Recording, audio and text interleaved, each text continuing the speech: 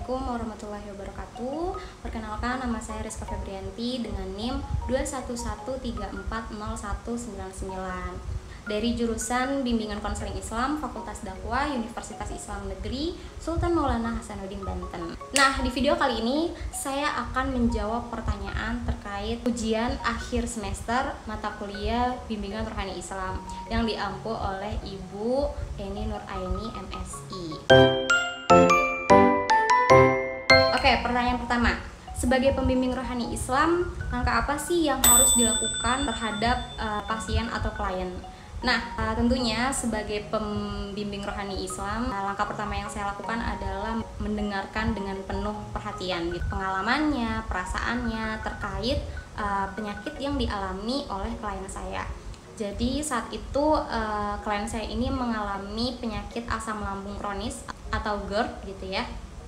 Nah, pertanyaannya ya kayak gimana sih perasaannya? Ada gak sih beberapa hal yang ingin disampaikan? Dan ini tuh mempengaruhi keseharian pasien saya nggak sih gitu.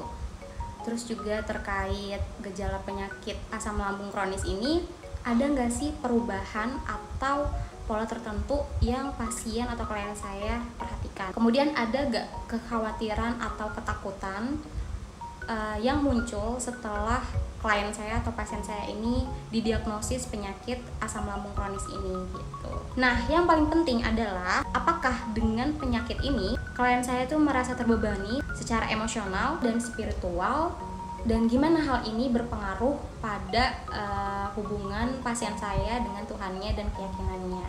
Dengan sikap empati, dengan sikap penuh perhatian, mendengarkan keluh kesah, mendengarkan perasaan klien saya serta pengalaman pasien saya terkait kondisi kesehatannya, saya memberikan ruang bagi klien saya atau pasien saya itu untuk bercerita gimana perasaannya, kekhawatirannya, dan pertanyaan-pertanyaan yang klien saya miliki.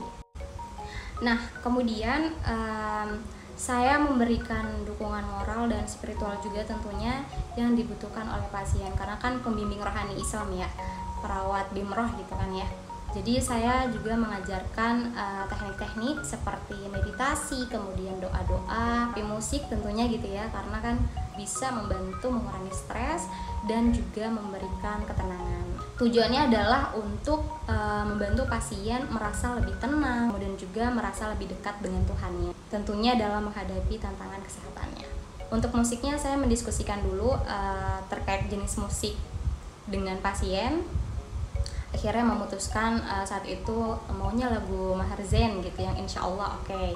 Kemudian kita beri intervensi terapi musik sekitaran 5-7 menit. Baru deh kita memberikan nasihat-nasihat, kemudian doa-doa untuk kesembuhan pasien saya. Pertanyaan nomor 2.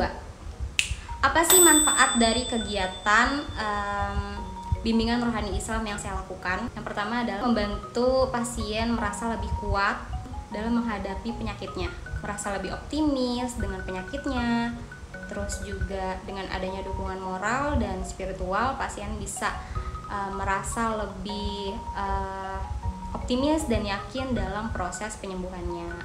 Bimbingan rohani Islam juga membantu dalam mencari makna dan tujuan hidup yang lebih dalam bagi pasien saya, serta memperkuat hubungan sosial dan spiritualnya dengan komunitas pesantren atau lingkungannya. Selanjutnya pertanyaan ketiga. Nah, pertanyaan ketiga ini, bagaimana menurut analisis saya dalam kegiatan yang saya lakukan?